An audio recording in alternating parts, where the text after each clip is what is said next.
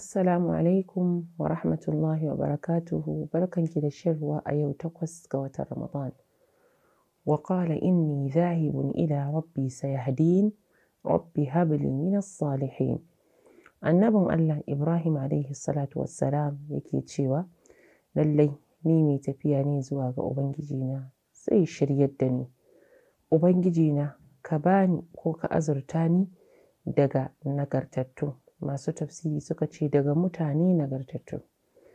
Idan har annabin Allah Ibrahim alaihi salatu wassalam zai roƙa Allah ya azurta shi da abokan zama, abokan mu'amala nagartattu, to ni da ke da mu baki ɗaya su waye da ba za mu roƙi nagarta a cikin abokan mu'amalanmu ba.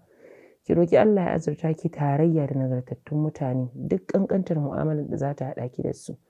Zamantakewa ce, maƙotaka ce, kasuwanci ne, karatu ne, ko ma dai menene na rayuwa, ki roƙi nagarta a abokan mu'amalarki domin suna da tasiri a cikin rayuwarki kuma suna da alkhairin da za su yi naso da shi gare ki ko kuma akasin haka.